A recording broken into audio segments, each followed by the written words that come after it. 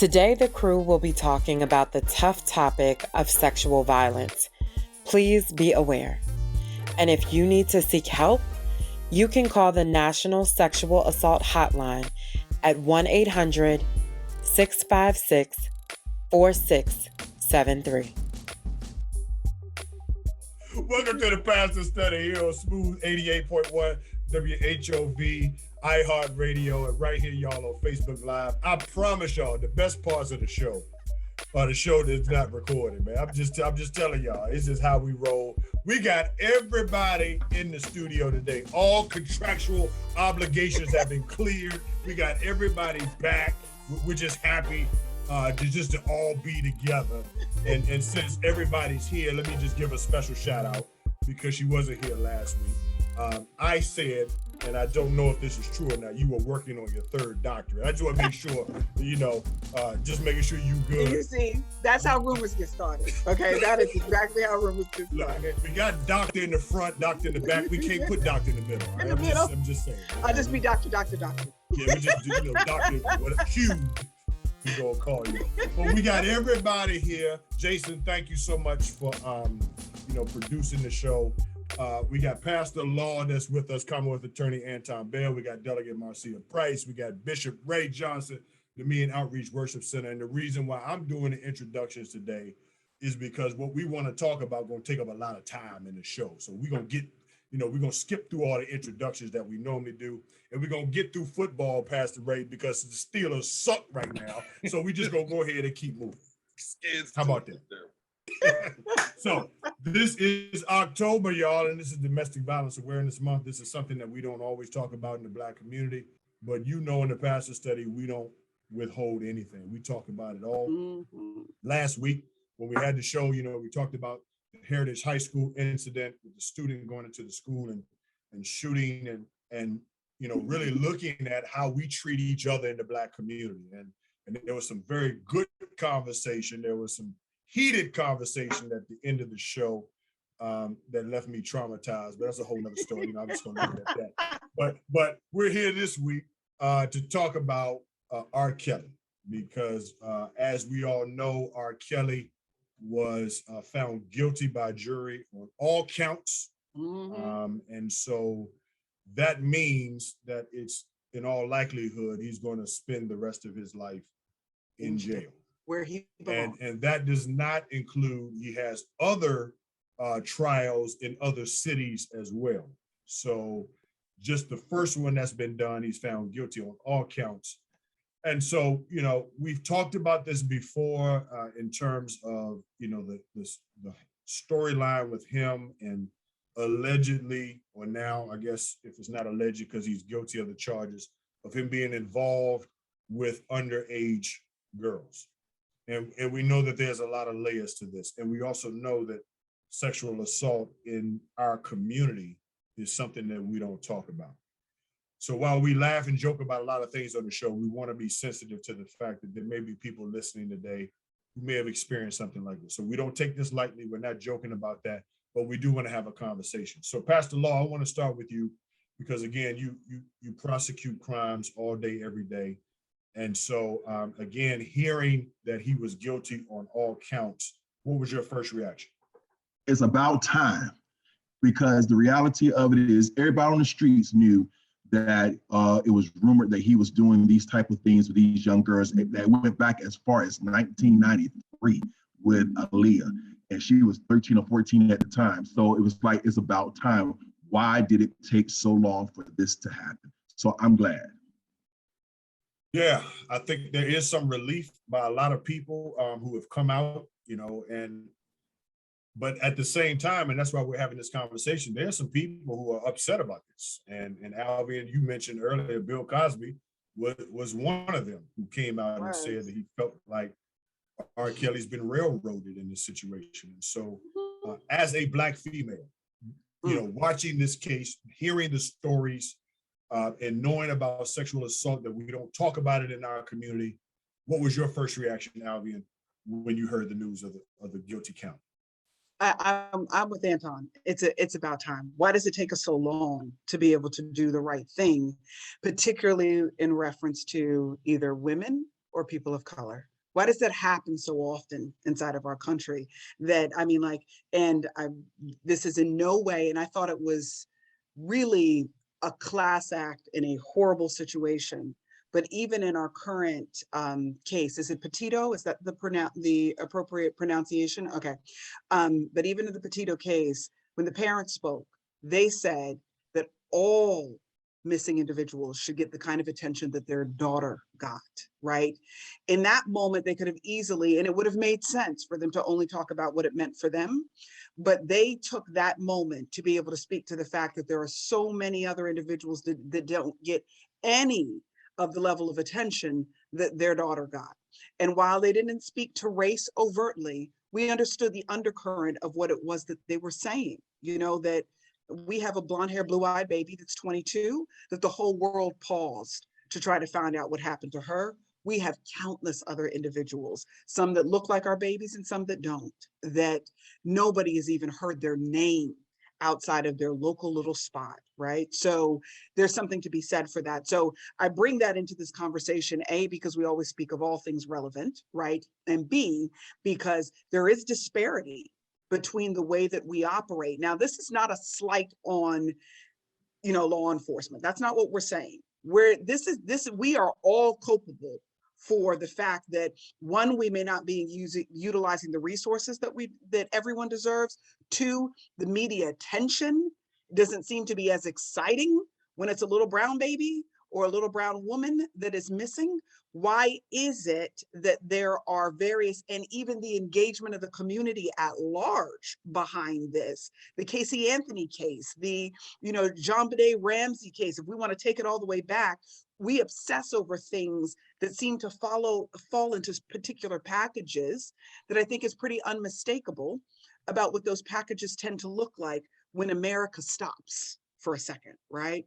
So all I'm saying is that it is a shame, a real crime, that it has taken us this long to be able to raise this thing to the level of accountability that it deserves. And my last point being that if I had anybody trying to defend me, if I were R. Kelly, the last person I need is Bill Cosby to come to my defense about how I got railroaded. I mean, find somebody else, you know, like, so it's, I won't go so far as to say it's too little too late, but I will say that it has taken us way too long.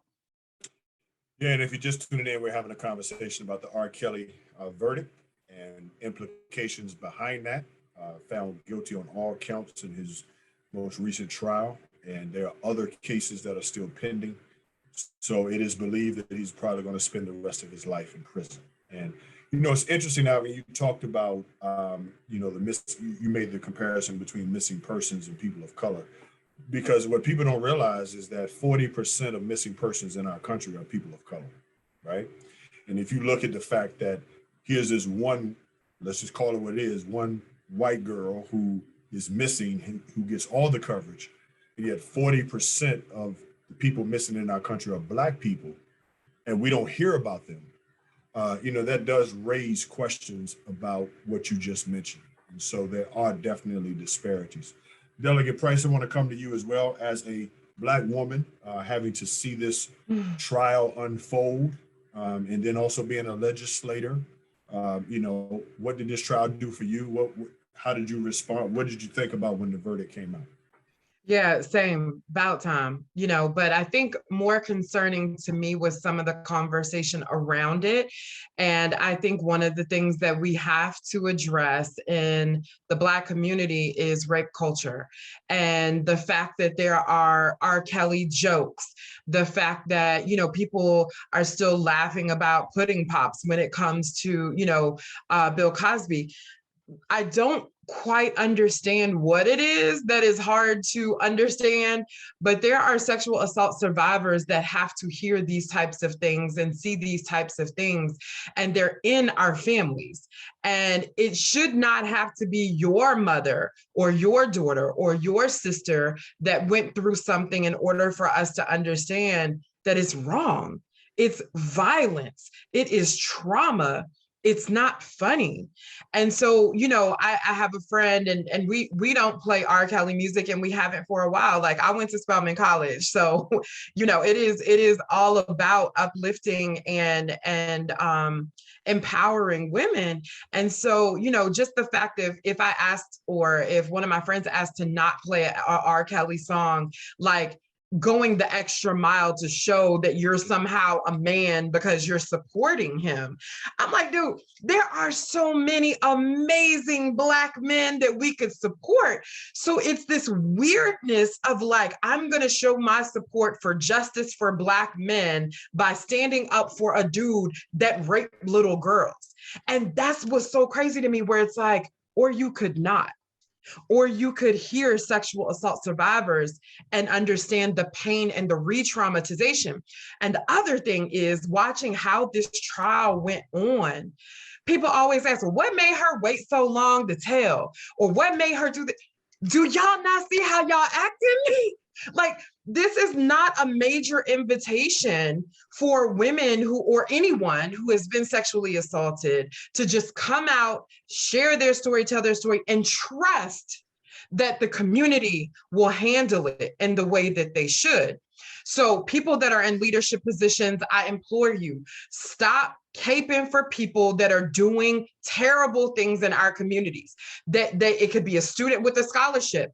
If he hurts someone, it does not matter that he can play football really well. Because when you let them go off that from the high school, guess what he's going to do in college? And so it's these cycles that I'm seeing that I really need us to step up, and we can take this October to double down on. We are going to take this seriously in our community and have some hard conversations. Yeah, you're right. And the community that you're talking about, Marcia, is ours. It's not others, right? Right. And so you talk about people coming forward and having to face their community. You're talking about facing their own family members, facing friends, facing others in the community. And, you know, for people, and we're going to talk about that today. You know, why do we have this culture within our community that happens that way? But Bishop Ray, I want to come to you because, you know, as pastors, you know, the church doesn't always talk a lot about sexual assault.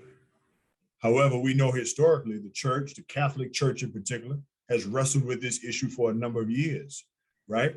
And let's just be honest. That's not us to put a blinds eye on the fact that it's happening in Black churches too, right? But we're not discussing it amongst. It's not one of the topics of conversation. So how do we begin to change that? And again, going back to everybody else, what was your initial reaction over the verdict? Well, I'm right there along with everyone else, Pastor Swan, in the sense that, you know, I was horrified that it took so long for this to take place. And I agree with the ladies about time. You know, as a father of 5 girls and 2 boys, you know, oftentimes my older girls would come to me and say, hey, you're always talking to us about how we should carry ourselves and how we should handle ourselves and how we should present ourselves, but who's talking to the boys about how they handle themselves, how they carry themselves? So at least today, what we see, although it's taken, 25 years or 30 years almost, at least accountability is brought to the table, which means that there can be a change in behavior in terms of how young men are interrelating with young women to create what I would call sacred safe spaces on campus or in high schools or in malls or in parks or in neighborhoods. And you mentioned an interesting thing as Delegate Price was talking. I'm thinking about currently the Deshaun Watson case. Wonder if, whether he's guilty or not, wonder if the behavior that's alleged may have started when he was in school. Now, many people may think, you know, there's a whole piece of him being taken advantage of because of the multi-millions and the stuff that's going on with the Texans. But when you come down to it and scrutinize it, you wonder if, you know, there's a behavior pattern that has not been corrected in many persons like R. Kelly, who've been allowed to go on and continue on with this. And finally, you know, Pastor Swan, you really tried to push me today because, and I don't want to argue with nobody, but preachers, we got to have a conversation in our local churches, because you've got deacons that have sexual assault against choir members choir members that have sexual assault and stuff that's going on in local churches, against outreach workers who have stuff with people who are involved in Christian ed. I mean, you know, in some instances, we're not really bringing it about a level of accountability. And I hate to say it like this, but it comes right on down to what the dollar has to say, which opens up a whole nother Pandora's box of conversation, because wonder if, Albion, the lady said, you know what, I'm tired of nobody doing nothing about elder so-and-so. So I tell you what, we ain't serving this week. We ain't tithing this week. We're not giving this week until somebody do something about elder so-and-so running through the women inside of the deaconess board or inside the choir. I bet you a whole lot of stuff will begin to change. But that's just my 2 cents from the show. I'm quiet for the rest of the show. I got nothing.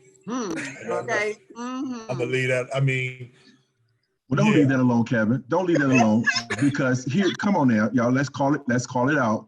You can't call somebody else out for what you're doing. So it's kind of hard for you to say, Deacon so-and-so, you go sit yourself down somewhere if the pulpit is full of hoes too. Come on. Todd, I'm so proud of you, man. You know, let's come out. And did you see him perch on that one? and listen, I mean, the reality is, like I said, there's been so much attention within the church and in the Catholic community. Oh yeah. But we're ignoring the fact it's happening everywhere, right? Yeah. And again, the difference is that in our community, nobody talks about it, right? It's just like we keep it down. We don't want to embarrass.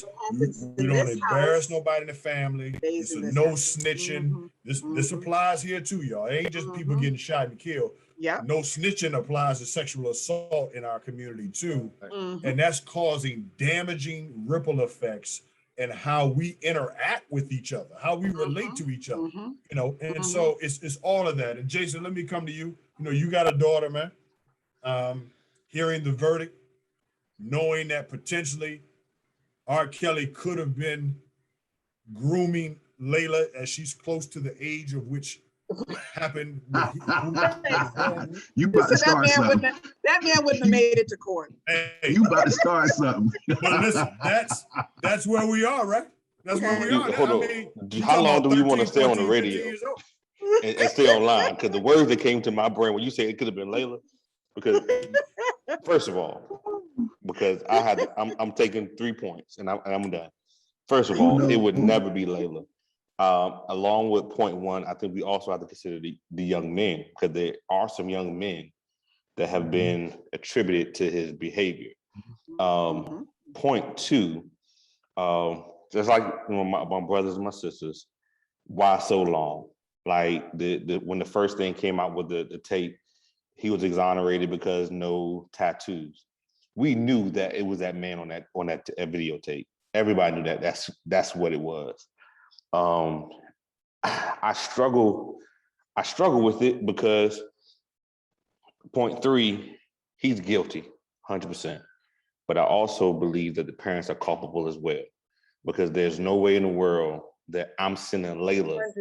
Or Langston 100%. To see a star. Now, 100%. I understand you may want to meet them, but guess who's gonna be right there with them? Their daddy. And you're not taking my child to an island and I'm staying home. And then when you get back, you tell me go see a lawyer and they're gonna pay me. Let me tell you something. I love Jesus. I promise you, I love him with my whole heart. I've been saved for over 20 years. I speak in tongues. I work at a church. I'm very successful at what I do. But let's be clear. Let's be clear on this Tuesday. If anybody harms my Cubs, go ahead. I wear XX and I wear size 9 slide in. Anton, I'll see you because, hey, it's just what it is. I don't now, hear me. I'm not saying I uphold violence, but at the same time, you cannot sexually assault my child. I have people in my family that have been exposed to sexual assault. And what the things we need to talk about in our community is that I don't understand why we don't talk about it. That Uncle so-and-so messed with little Bobby, and then it's a family secret. But then they come out with issues. Let's not talk about gender issues, just issues messed up in the mind. And now their perception of what sex is now perverted and distorted. So now we go from talking, and this is my third, and I'm easing into my closing. I'm a perch like Pastor Law just did. But we want to talk about the verdict, but there's so many things that us as a people, not just as a Black community, but as a people, we need to talk about. We don't, even in ministry, we don't send Layla back to children ministry until we know who's back there. Everybody loves Jesus, but I need to know who is doing this. I have an excellent relationship with the youth pastor. I have an excellent relationship with the volunteers. I need to make sure these volunteers have been background checked to ensure that they're not pedophiles. Those are the things as parents. So R. Kelly, 100% wrong. Those who around him that empowered him, 100% wrong. But we have to talk about these parents and guardians that sent their babies to be with this, I don't understand. Layla can barely go with her relative that are grown men, let alone somebody that's a superstar. There's no amount of money, there's no amount of influence, there's no amount of favor that anyone can pay me for my child. My child just turned 13 this past Friday. I showed y'all the pictures from her photo shoot. I talked to Pastor Law offline. You gotta pray for me because these little Thundercats, they coming. I'm coming too. I just said I'm coming too. And Jason, listen, man, you're a prophet, man, because that's where I was going next in terms of this conversation. We can talk about R. Kelly, but where do we have this conversation about parental involvement? And how do we have this conversation about how do 14, 15-year-olds end up going into a grown man's hotel room with nobody else around and nobody knows what's going on, and for these things to happen? So Pastor Law, I want to come back to you, man, and because you see this all day, every day. Where do you put not blame, but how do you factor parenting into all of this, of what we see in this case? Or lack thereof? Parenting comes in big time. Parenting comes in big time. So, I do court TV as well. So I have to follow a lot of the trials that are going on. And R. Kelly was one of the trials that I followed. So I actually followed the testimony of a lot of these Jane Does and the John Doe that testified. And when you listen to them testify, their parents were the ones who either introduced them to R. Kelly or took them back there to his room after the concert. Like one set of parents, they were at the concert, they took them back there to his room after the concert. Another young man, he was working at the McDonald's, and he got invited to come to his studio or to his house, and his parents came along with him. Well, he pulled them out to the garage and said, next time you come, make sure you come without your parents. Now, I'm with Jay. My kid ain't going to some grown tail man house, and I won't say it, I'll say something else. But he ain't going to some grown tail man house by himself without supervision, because they'll molest a boy just like they'll molest a girl. And that's exactly what happened to him. And so at some point, you got to ask yourself as a parent, do I see dollar signs more than I see protection? Because my job is to protect my cub. My job is to make sure no harm is done to my cub that I know of, that I am aware of. Now, you can't be everywhere with your child, and you are not your child's only influence. Yes, I can. Yes, I can. I can be there. No, you can't be everywhere. So let's go ahead and put it out there. You can't be everywhere. You just hope that the things that you instilled in your child, they'll know how to walk those things out and apply them when those situations occur. But when you are with your child, when you are aware of certain dangers, you can't forfeit your role as a parent simply to be their friend. You can't do it. You simply are doing your child a disjustice or an injustice in doing that. And I think they did that. Many of them, not all of them, but many of them, if you listen to the specifics of how it came about, how it started, not after it started, but how it started, they played a very pivotal role or a lack of a pivotal role in it. Alvin, I want to come to you and tell you, you're 100% right. Ooh, I got so much to say. So, Okay, go ahead. so Alvin, so in the Aaliyah situation, R. Kelly's assistant is on trial. He admits that he paid somebody money to change the age of Aaliyah's on the marriage certificate from 14 to 15 to 18. So it would be classified as he admitted he paid the man. He didn't know who, but he paid him off. Now there's some question about whether or not the mother, Aaliyah's mom, knew about all this going on. Of course. Now, of course, we would say, how could I not know that my child is involved with this dude to the point where they're gonna get married? Right? So I might want to care because I know Tom, like, yeah, she knew. I don't want, for the purposes of radio, let's just say, give her the benefit of the doubt that she didn't. But again, this goes back to parent. How do you not know what's going on with your child and not know that certain things are going on that are inappropriate? And once you know, why isn't there a different course of action? It seems to me in this case, there was a lot of, oh, but that's R. Kelly, right? So he's popular, he's got fame, he's got fortune. We're gonna turn the other way. He might pay us off. It had a lot of that feeling in this case. And if that's the case, are they selling their kids for stuff like this to allow this to happen? Because you got money and fame and fortune to keep them interesting.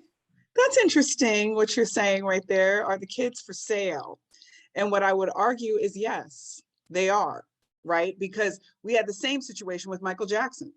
How many boys were sleeping in that grown man's bed that the parents knew about it, dropped them off at Never Never Land, and it was fine. We share a bed. You know, this is an act of love and generosity, and this is what our community should be, that we would give our bed to another. What kind of nonsense? You know, like when Jason said that his daughter can barely go with family members that are male, I will tell you flat out, my girls have never gone until they are old enough to almost drive on their own. Have they ever been with any family member that was not of the same gender? And it's not to say that women can't do things, but I'm just letting you know that my girls are tough. They could take any woman in this family. You know, like it would have been a brawl. Only one was gonna make it out. But like, it's just, I still don't do it. Like their godfather, they have never been with their godfather by themselves. I don't send them off with their uncle. If the uncle isn't coming with his kids and all the kids are going to the park together and he's the adult that's overseeing all the kids playing, I do not do that at all. And while I am not saying that every parent can helicopter, okay, like you can't manage absolutely everything, there are some things that we have to be honest, in some of these cases, people intentionally chose not to manage. You chose to not be involved in 90% of these scenarios. And when you're gonna take your child to the back anywhere to drop them off with somebody you don't know, you should be going to jail too. I don't care what anybody says. When that baby is a minor and you were responsible for how that happened, I am telling you that there should be some culpability where parents are concerned, because that is pure foolishness. And I will say there are a couple other things that you brought up that I really have thoughts about. One, you know, and I won't just say all Black men, but some of the Black men who, as Sia was referencing, who want to support, you know, let's make sure that Black men aren't getting railroaded and we're standing with R. Kelly knowing that man is a pedophile. You know, like, see, the problem is that our Blackness cannot be a barrier to justice. It should actually be a banner for justice, right? So we can't be Black first.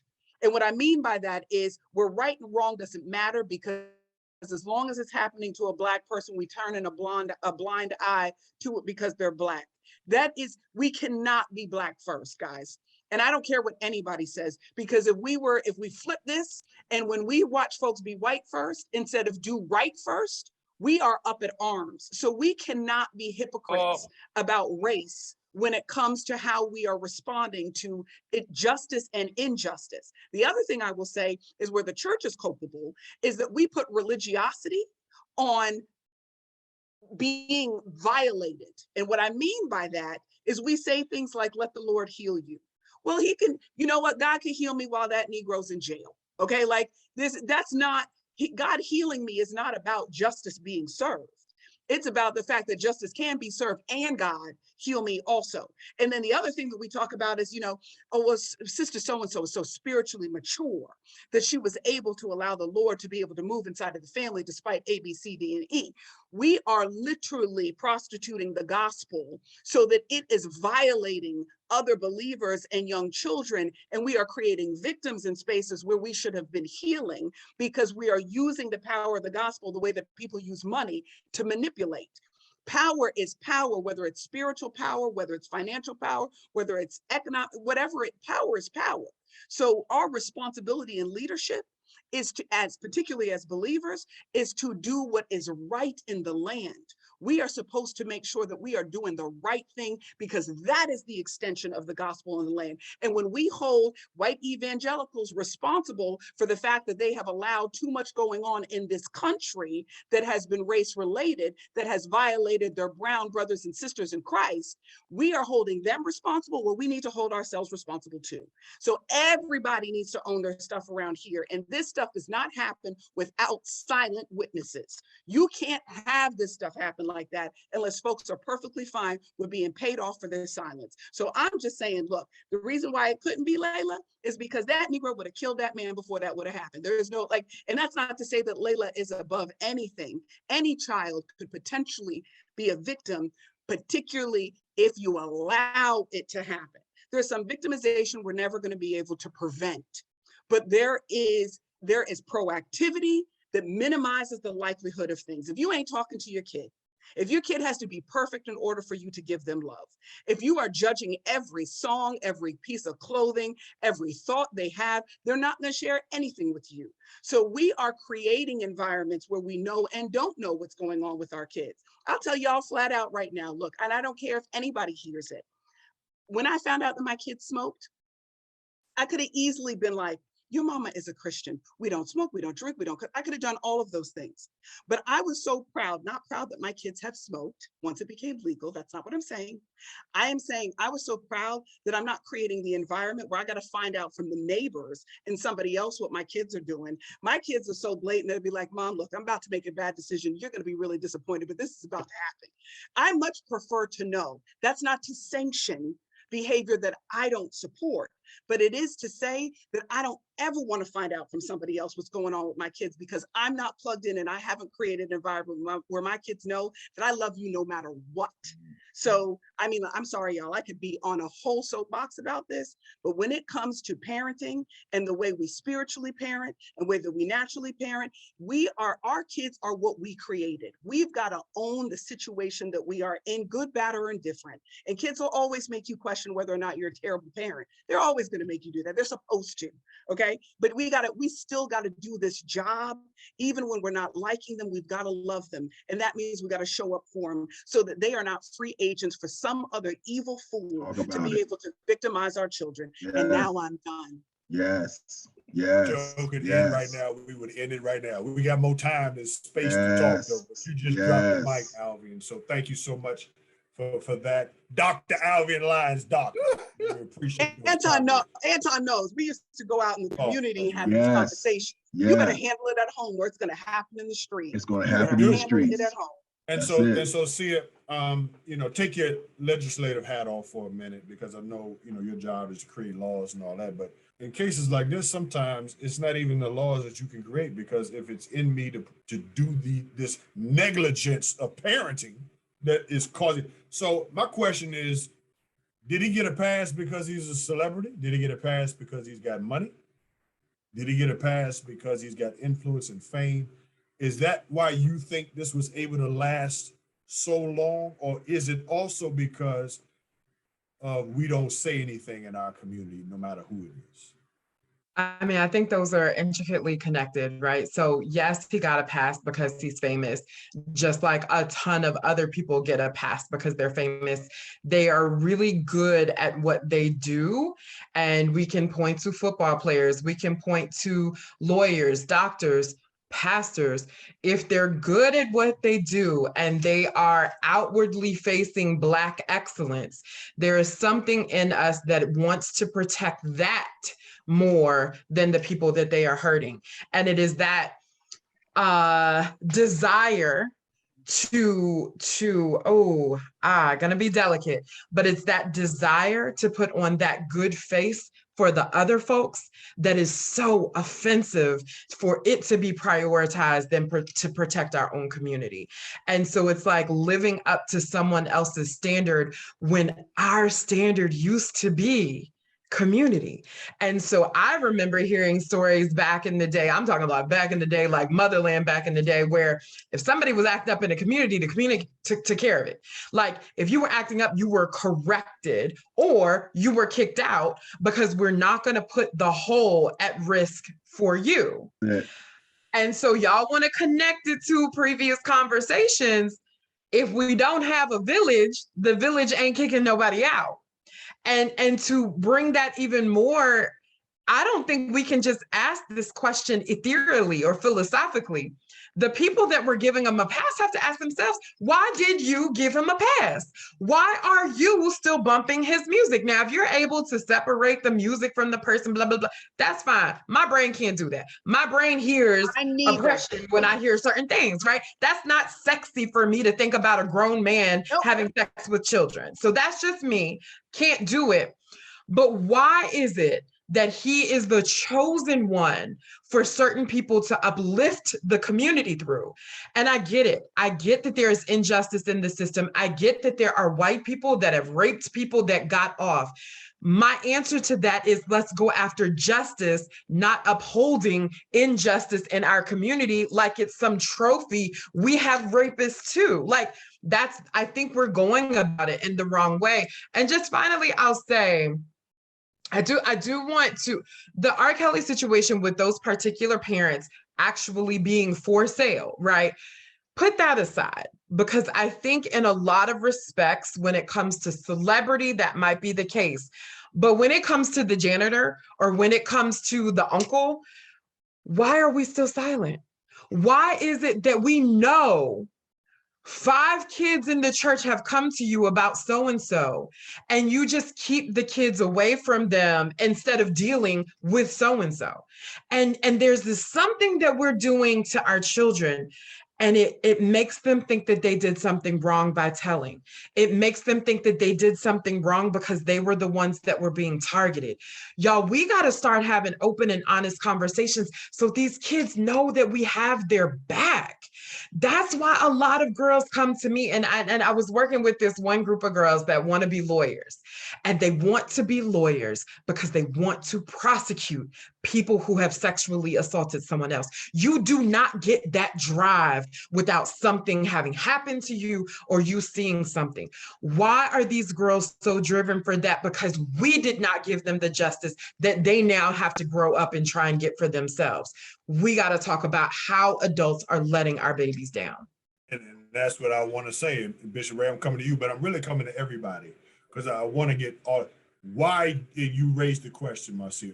Why do we keep it down in our community? We know the uncle, as you already said. We know we know who's doing it. Mm-hmm, mm-hmm. But it seems that family members have made more of an emphasis on don't tell nobody mm-hmm. than actually justice. Mm-hmm. So you're right. So we'll point out when somebody else is doing something wrong to us. Mm-hmm. But when it's in our community, when it's in our family, when it's in a situation that we know, we have little to say. So Bishop, this is for you, but not necessarily, it could be for any of you. What is the reason you think that we keep things down about sexual assaults in our community? I think it's all of what everyone has already stated already in regards to celebrity, fame, status, and that good face image that we want to portray inside of communities. And I think on the heels of that, or the flip side of that, is when you start looking at us societally in terms of our experience as African Americans here inside the United States, we look at the injustice that has already begun to take place and happen to us. And so in a way, we kind of view it from the lens of it's so hard for us to quote unquote make it that we're willing to make it by any means necessary. Well, we can't make it by any means necessary. We've got to maintain, I would dare say, if I could quote James Weldon Johnson from this standpoint of have we become so drunk with the wine of the world that we have forgotten thee, meaning him? Have we gotten to a place where we have decided to, throw righteousness away for the points and the pearls of looking at what success can be inside of our communities? I think we do it in families. I think we do it in church. We do it in educational institutions. We do it inside of all of a myriad of things that we experience because of how we view things from a societal lens. But I would dare say, Pastor Swan, if we can pick back up the lens of when I leave this body, I'm speaking on behalf of the Church for Believers, Christians who espouse that there is a life after this. If when we leave this body, to be absent from the body is present with the Lord, that we're going to have to give an account for every thought, for every action, for every deed that we have done while we are in this body. We are to fear him who can deal with the body and the mind, rather than being so concerned about what do people think. That's just a simple way of saying, I got to face God when this is all over with. So, and I don't think that we've gotten to a place where we are conscious of that. We're so worried about all of the external stuff going on around us in regards to people. Yeah, Can I say something? John, Al, y'all help me, please. I most definitely. Why don't we talk about this? Why don't we confront? Why don't we hold justice as dear for the person in our family that we know who did it, as a white person outside of our family who we want to make sure has justice? So can I say something? Oh, go ahead, John. Al, you've already said it. In our community, we have put our Blackness above justice. That's just the bottom line. So what you're seeing in the sphere of sexual assault really is just the tipping point concerning what we see overall in the criminal justice system. We literally have jurors who will come to court, and we do our investigation and research of our jurors. And if you look at their social media, they will literally post going to court because I'm not locking up not one other black woman. One black person. Yeah. Now, they don't know what has occurred. Yeah. They don't know what the crime is. They don't know what the evidence is, but they've already made up in their mind, regardless of what happens, they're going to be the ones that's going to make sure that not one other black person is incarcerated. So whether it's a murder, a rape, a robbery, does not matter. To them, they're going to deny that person accountability simply because they're black. And that's a sickness in our community. That's why you can have someone that's black kill another black kid, and it could be in broad daylight and nobody saw anything, but let a white police officer do the same identical thing and everybody saw everything and it's on video and everybody got their cell phones out, because we don't want to talk about that, but it happens, and it happens more frequently than we recognize. And as for R. Kelly and his behavior and pattern of behavior, you got to remember he was convicted of racketeering, the RICO Act. The RICO Act means there was a common scheme where it's a criminal enterprise, basically, and there was a common scheme of behavior that was done to uphold that criminal enterprise, to meet the goals of that criminal enterprise. And that could be briberies, that can be obstruction of justice, it could be killing somebody if need be, because normally RICO Acts back in the day was normally done for mafia people. So basically, this dude was convicted of the same statute that was created to go after the mafia. He operated in that type of pattern and scheme concerning these young girls. And at the end of the day, it was his celebrity status. it was his money because there was testimony that he paid off people. What the boy that testified, he had a charge pending against him for obstruction because he tried to offer a bribe to someone else to not testify in the case against R. Kelly. So he had a common scheme of behavior trying to keep this enterprise of molesting young people going. That's what he was convicted of, racketeering. So it's a bigger issue. I'm totally with you. I'm sorry. Do you want to say something, Kevin? Go ahead. Okay, so here's what, and Sia alluded to this slightly, but one of our problems in the Black community is self-hatred. We don't love ourselves, right? So when you don't love you, your affirmations are exterior.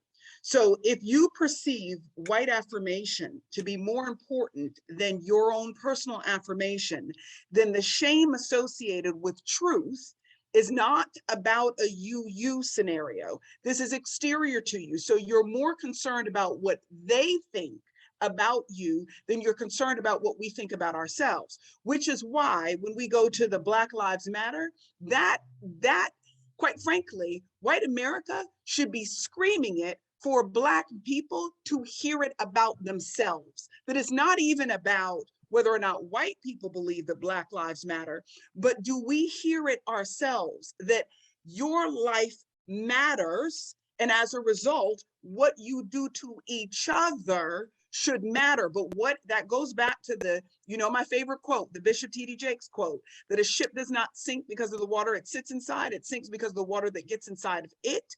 Where racism has affected our psyche is that we don't deem our own lives as valuable, and the internalization of inferiority is what drives our actions, where in turn that dominant culture, and this is not anti-white, just talking about the history of psychology and race, that dominant orientation historically that saw you as inferior became your internal orientation, which you now project out, that the exterior doesn't even have to do anything. Tomorrow, all white America can say, we love Black people, we think we're amazing, we had a change of heart, we met with Jesus, we found out Jesus was Black, and we have changed our whole lives, okay? That could happen tomorrow. And let me tell you what, we'd still be killing each other because we have not changed. It's the same thing as the biblical principle, the poor you will have with you always, because the mentality of poverty is not something you could take out of someone until they're willing to let it go. So even if you pour $1 million on a poverty mentality, they'll be broke 2 months later, 6 months later, 8 months later, because your mentality is poverty.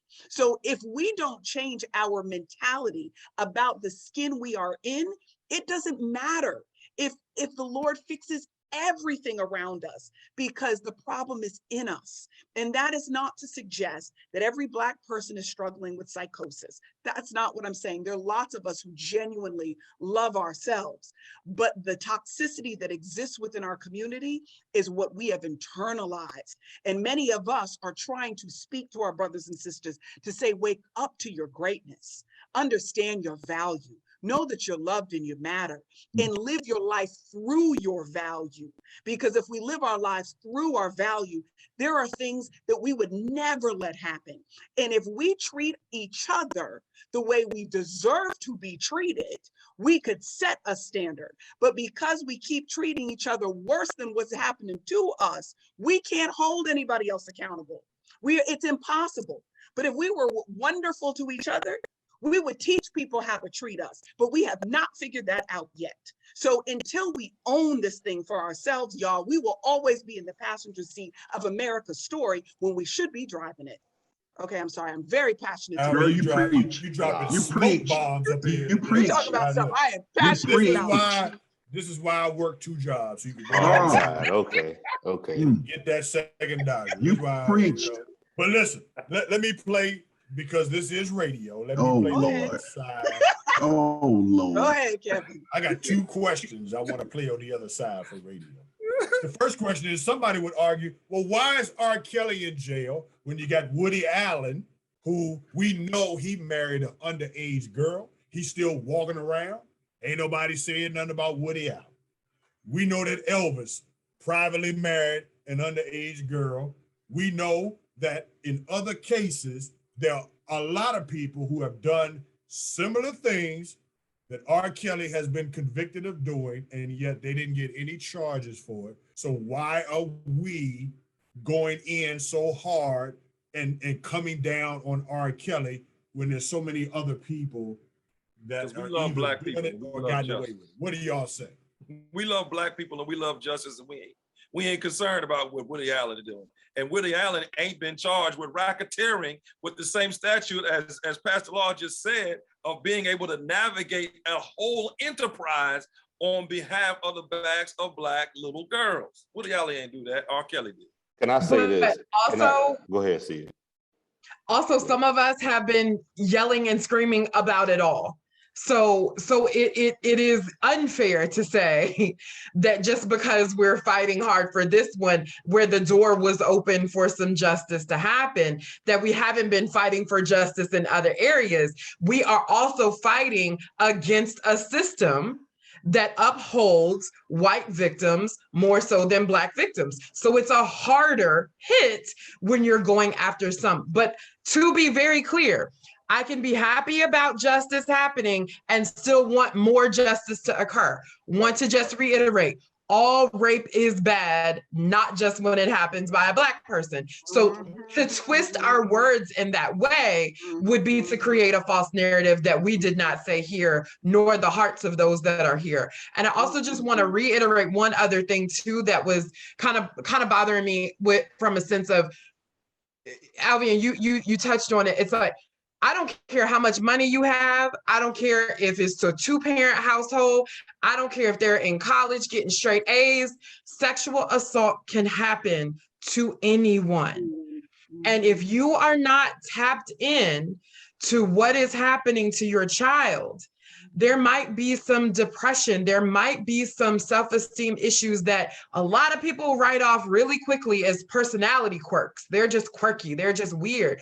They might just need some help, you know?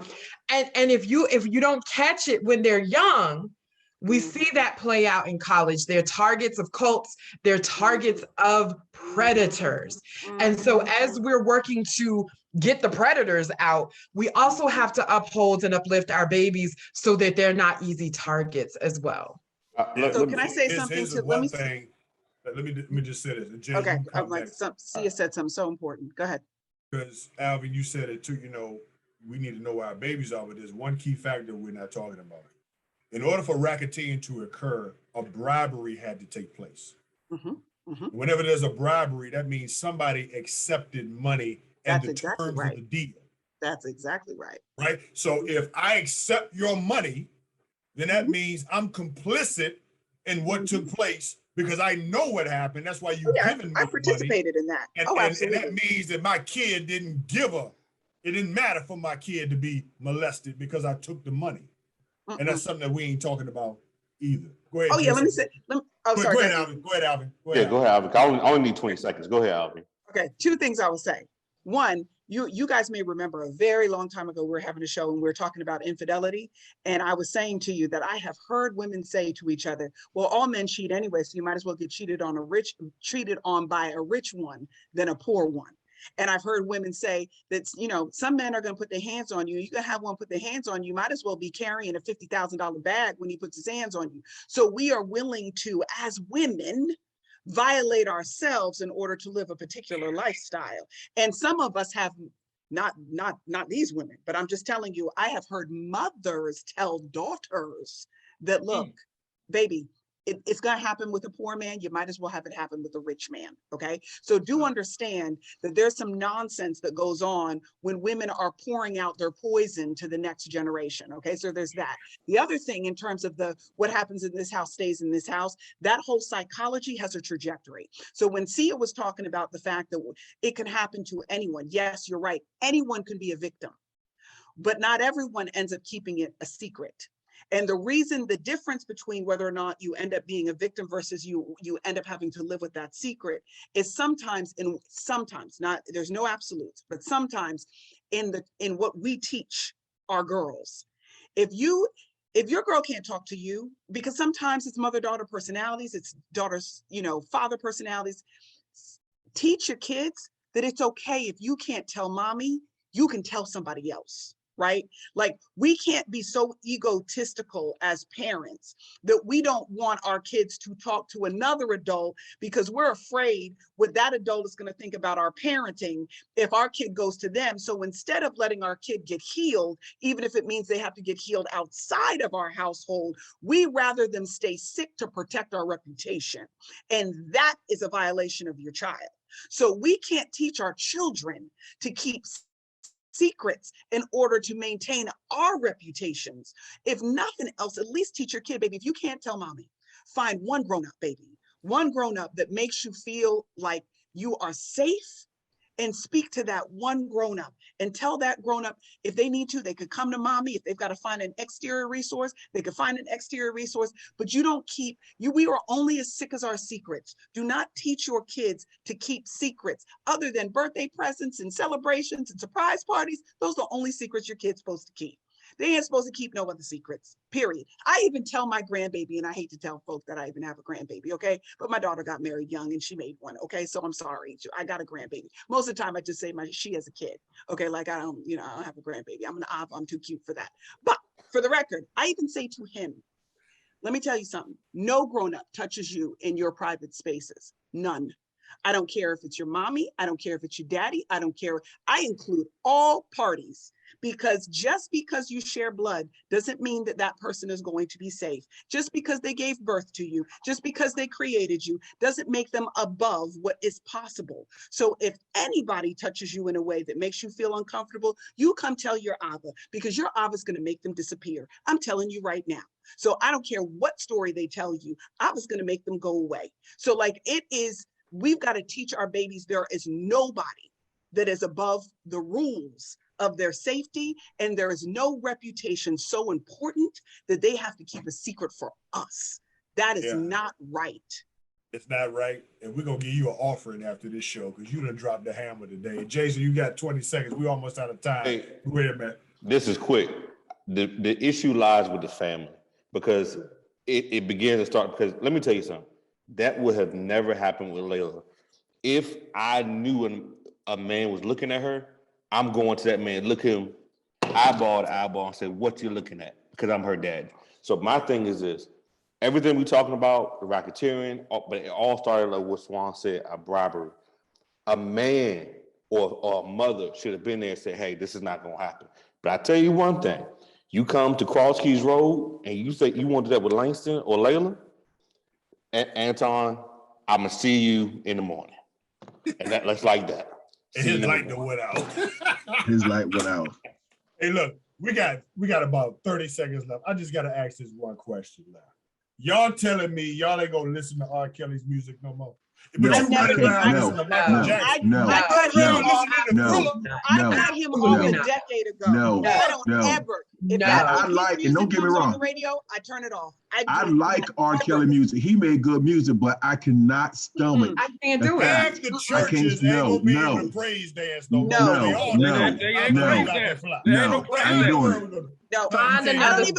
don't listen to Michael Jackson either. It's not just I don't listen to Michael Jackson either. Wait a minute, Mike. Wait a minute, Mike. No, wait a minute. No, wait a minute. Wait a minute. Lock them all up.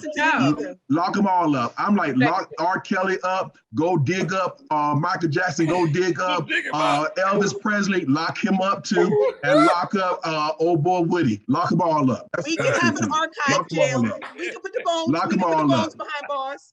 Come on, put them on. I'm with you, Anton. Bones hashtag bones behind bars. Bones behind your bars. Comments on the Facebook page. This is just like last week. I'm traumatized right now. I'm just saying. Lock them all up. Got to go. Until next time, be blessed to be a blessing to someone else. This is Smooth 88.1 WHOV, iHeartRadio, and right here, y'all, on Facebook.